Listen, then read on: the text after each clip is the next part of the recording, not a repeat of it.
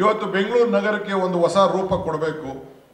ನಾನು ಕೂಡ ಬಹಳ ದೊಡ್ಡ ಜವಾಬ್ದಾರಿ ತಗೊಂಡು ಈ ಬೆಂಗಳೂರು ನಗರಕ್ಕೆ ಕೆಲಸವನ್ನು ಪ್ರಾರಂಭ ಮಾಡಿದ್ದೇನೆ. ಬಹಳ ಕಷ್ಟ ಇದೆ. ಬೆಂಗಳೂರು ನಗರದ ಅಭಿವೃದ್ಧಿ ಅಷ್ಟು ಸುಲಭವಾದ ಕೆಲಸ ಅಲ್ಲ. ಇವತ್ತು ಅನೇಕ ವಿಚಾರಗಳನ್ನು ನಾವು ಯೋಚನೆಯನ್ನು ನಾವು ಮಾಡ್ತಾ ಇದ್ದೇವೆ.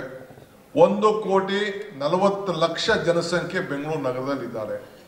ಹಿಂದೆ ನಾನು ಕೃಷ್ಣ ಅವ್ರ ಕಾಲದಲ್ಲಿ ಮಂತ್ರಿ ಆಗಿದ್ದಾಗ ಬರೀ 70 ಲಕ್ಷ ಇತ್ತು. ಈಗ 1,40,00,000, 1,05,00,000 ವಾಹನಗಳು ಓಡಾಡ್ತಾ ಇದೆ.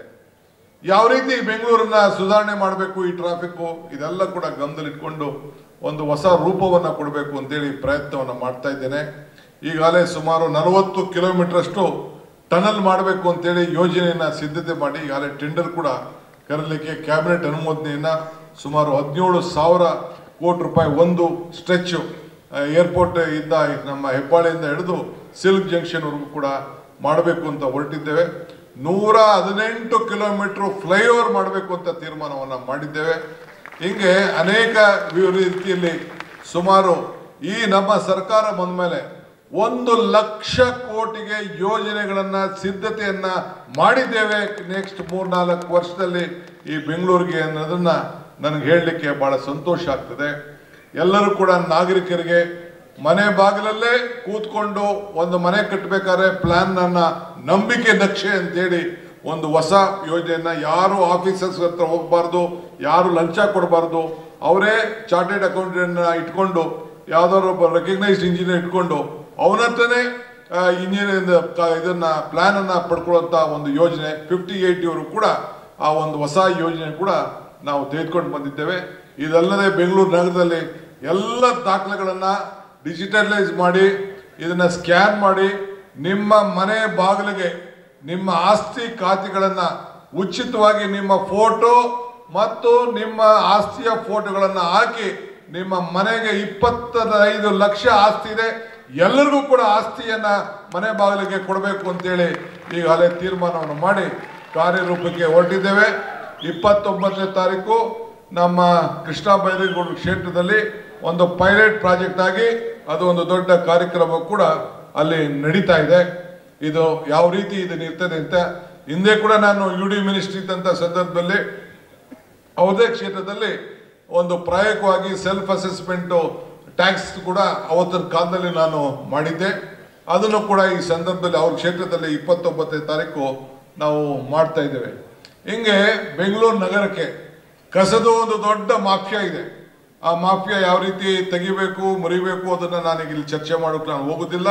ಆದರೆ ಬೆಂಗಳೂರಿನ ಕಸ ಹೋಗ್ಬೇಕು, ಜಾಗಗಳಿಗೆ ಬೇಕಾದಷ್ಟು ಸಮಸ್ಯೆ ಇದೆ. ಆದ್ರೂ ಕೂಡ ಇದನ್ನ ನಿಭಾಯಿಸಲಿಕ್ಕೆ ಪ್ರಯತ್ನ ಮಾಡ್ತಾ ಇದ್ದೇವೆ. ಈಗ ಜಾರ್ಜ್ ಸಾಹೇಬರು ಇಲ್ಲೇ ಇದ್ದಾರೆ.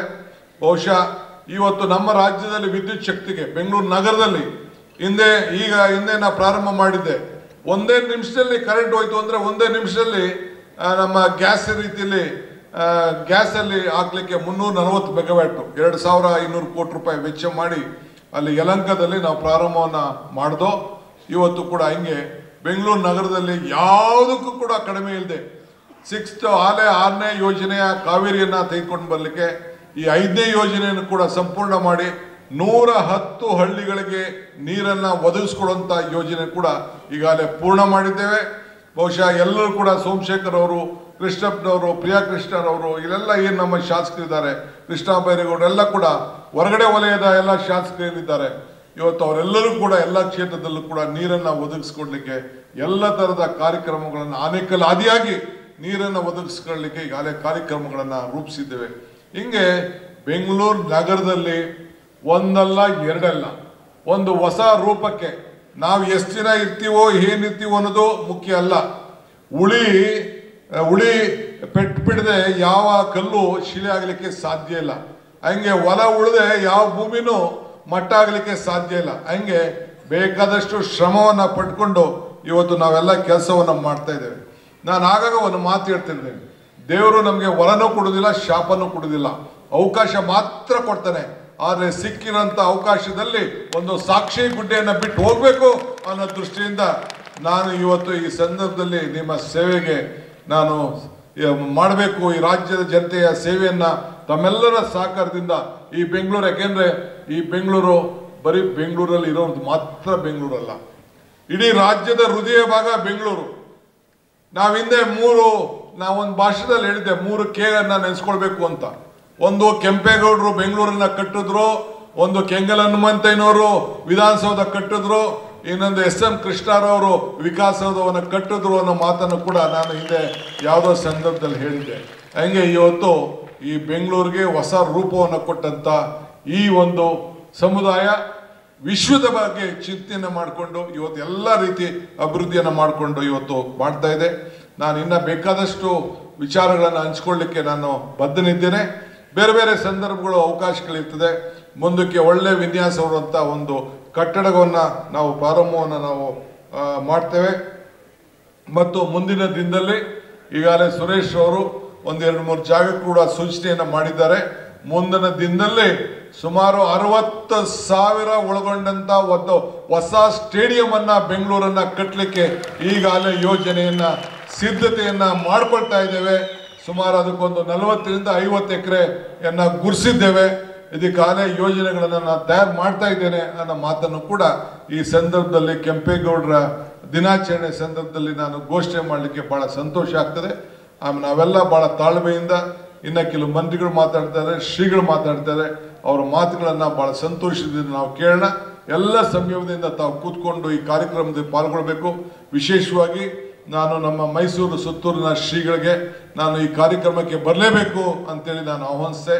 ಏಕೆಂದರೆ ಅವರು ಕೂಡ ಎಲ್ಲ ಸಂದರ್ಭದಲ್ಲಿ ಕೂಡ ಧಾರ್ಮಿಕವಾಗಿ, ಶೈಕ್ಷಣಿಕವಾಗಿ, ಸಾಮಾಜಿಕವಾಗಿ ಅವರು ಬಹಳ ಬದ್ಧತೆಯಿಂದ ಈ ರಾಜ್ಯಕ್ಕೆ, ಈ ನಾಡಿಗೆ ಒಂದು ದೊಡ್ಡ ಶಕ್ತಿ ತುಂಬಿಕೊಂಡು ಇವತ್ತು ಎಲ್ಲರೂ ಕೂಡ ಮಾರ್ಗದರ್ಶನವನ್ನು ಕೊಟ್ಕೊಂಡು ಬಂದಿದ್ದಾರೆ. ಅವರು ಕೂಡ ಬಂದು ಈ ಒಂದು ಪವಿತ್ರವಾದಂಥ ಕೆಂಪೇಗೌಡರ ಭವನಕ್ಕೆ ಸಾಕ್ಷಿಗುಡ್ಡೆ ಆಗಬೇಕು ಅನ್ನೋ ದೃಷ್ಟಿಯಿಂದ ಅವರನ್ನು ಕೂಡ ನಾನು ಇಲ್ಲಿ ಆಹ್ವಾನಿಸಿದ್ದೇನೆ. ಮುಂದಿನ ಎಲ್ಲ ವರ್ಷಗಳಲ್ಲೂ ಕೂಡ ತಾವು ಕೂಡ ಇದಕ್ಕೆ ಪಾತ್ರರಾಗಬೇಕು. ಈ ಕೆಂಪೇಗೌಡ ಜಯಂತಿ ಹಬ್ಬದ ಸಂದರ್ಭದಲ್ಲಿ ತಾವೆಲ್ಲ ಬರಬೇಕು ಅಂತೇಳಿ ತಮ್ಮೆಲ್ಲರ ಪರವಾಗಿ ಮತ್ತೆ ನಾನು ಅವ್ರಿಗೆ ಪ್ರಾರ್ಥನೆ ಮಾಡಿಕೊಂಡು, ಮಿಕ್ಕಿದ ನಮ್ಮ 3 ಸ್ವಾಮಿಗಳು ಕೂಡ ತಮ್ಮನ್ನು ಉದ್ದೇಶಿಸಿ ಶ್ರೀಗಳಾದ ಮೇಲೆ ಅವರು ಎಲ್ಲರೂ ಕೂಡ ಮಾತಾಡ್ತಾರೆ. ಎಲ್ಲರೂ ಸಂಯಮದಿಂದ ಕೇಳಬೇಕು ಅಂತೇಳಿ ನಾನು ಪ್ರಾರ್ಥನೆ ಮಾಡ್ತೇನೆ. ಎಲ್ಲರಿಗೂ ನಮಸ್ಕಾರ. ಬೆಂಗಳೂರಿನ ಸಮಗ್ರ ಸುದ್ದಿಗಾಗಿ ನೋಡಿ ಕರ್ನಾಟಕ ಟಿವಿ ಬೆಂಗಳೂರು.